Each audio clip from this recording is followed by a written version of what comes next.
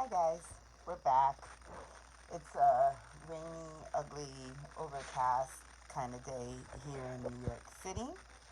I am going to make homemade chicken nuggets. So I just, at the last minute, figured, you know what, I should probably do a live about this. So as you can see in here, I've cubed the chicken into, like small chunks, right? I've already done that. Removed any excess fat and skin from the chicken breast. And then I placed about a quarter of a cup of lemon juice. So I think I had about 5 chicken breasts cubed and then a quarter cup of lemon juice. I would say to use about 2 capfuls of lemon juice per chicken breast. That's like a good ratio. Okay, and now what we're going to do is we're going to use the homemade adobo that I showed you guys how to make the other day. And remember, I told you that this was really, really potent because it's all natural ingredients. So you have salt, you have oregano, and you have garlic paste in there that has dried up. Okay, so now, like I said, this is 5 chicken cutlet breasts that I've cubed. So for that amount, I'm gonna go ahead and put 1 full teaspoon of the adobo in here. Okay, and now what we're going to do is we're just going to mix it up. And this is a recipe that you can just make, when you decide to make it. You don't have to pre-season the meat at all. You can just say, you know what, I feel like chicken nuggets. Okay, I'm going to go ahead and do this.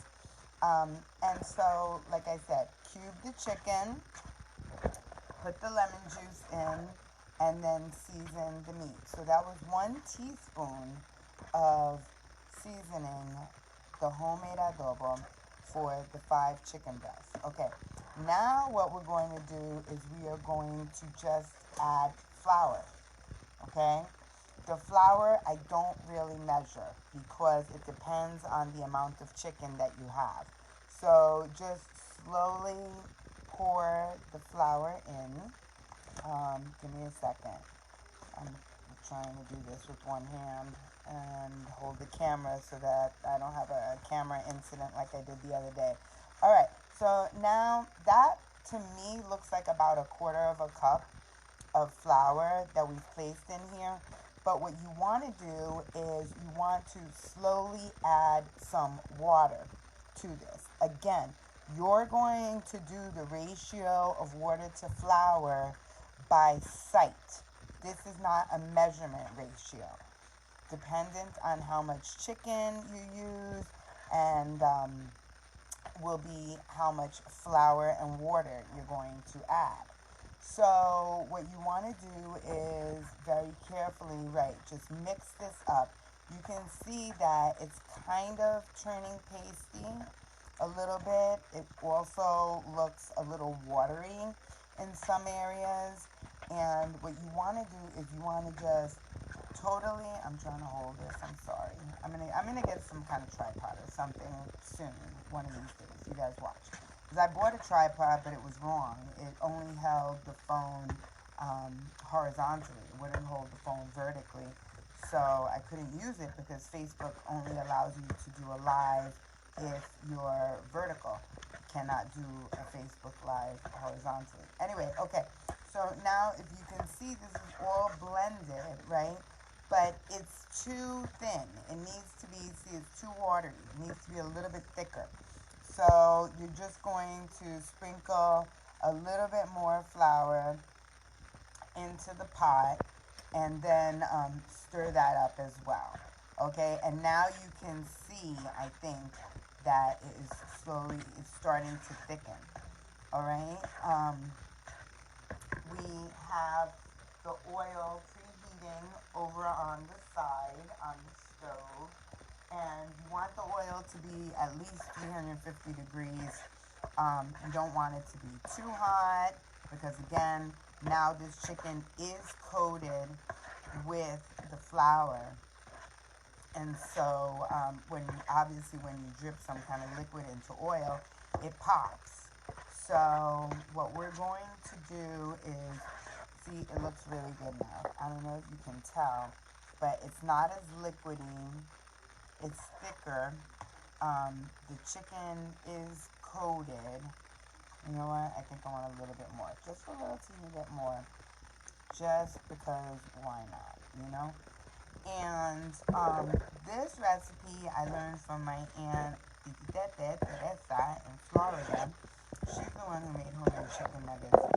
And then this goes, you could use this as your base if you're also making General Tso chicken, or you can use this as just an appetizer to share when you have people over or for like a Super Bowl party. Okay, so now you can really see the consistency. You can really see how thick it is. See, it's so much better. Okay, so this is all mixed up. The chicken is seasoned. And now what we're going, whoopsie. Ay, ay, ay. All right, be careful with that. We're going to move the chicken over to the stove, and then we're going to get the cooking fork. Okay, and then you are going to test the oil to see if it's hot enough, so that you can drop the chicken inside. All right, so now we've got a cooking fork, and we're going to grab a piece of the chicken, and we are going to very carefully hop it over into the oil. You see it starting to sizzle. Okay, so that means that this is great temperature for cooking the chicken nuggets. Give me a second and let me carefully drop some more in here. And you'll see that some of um, the coating that we've placed on the chicken may start to separate, and that's okay. And so now you don't want to overflow it, and you definitely don't want to have them all stick together. Wow, sorry. Whew, that was hot. The phone was getting hot in there. So, hi Iris, how are you today? So, we're making homemade chicken nuggets, and I'm just adding, like I said, you don't want to overflow the pot here with too much chicken, because then the chicken won't cook.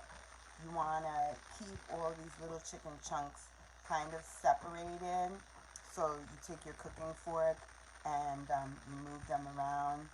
Um, I have like a caldero that I use to do my deep frying in. If you have a deep fryer, even better. If you're using a caldero or like an oil pot or a fry pot, then you want to make sure you have enough oil in the pot so that you can get these chicken nuggets inside. Now, when you finish frying these, they're going to be a beautiful golden brown, just like regular chicken nuggets, you know? And then you can dip them in barbecue sauce. Epicure has a homemade barbecue sauce that you can make. You can dip them in the ajo sauce that I showed you guys how to make the other day. You can dip it in there. You can dip it in your mayo ketchup. I'm not sure if many of you know what that is, but there are a lot of Hispanics that do an even ratio between mayonnaise and ketchup, and they like to use that as a dipping sauce. So basically, for right now, what I did was I got them all in there. Hang on a second. Okay, see, I've got them all in here, and they're frying. Okay, so this is going to take a little bit because you want to make sure that the chicken cooks through, obviously. And since it's coated with the flour, it's going to take a little bit of time. But the oil, as you can see, was a great temperature. We've got the chicken frying here in the caldero.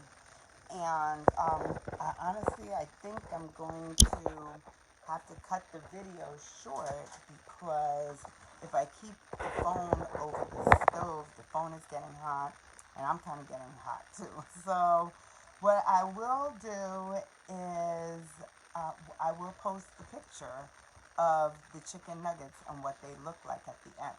So like I said again, make it yourself.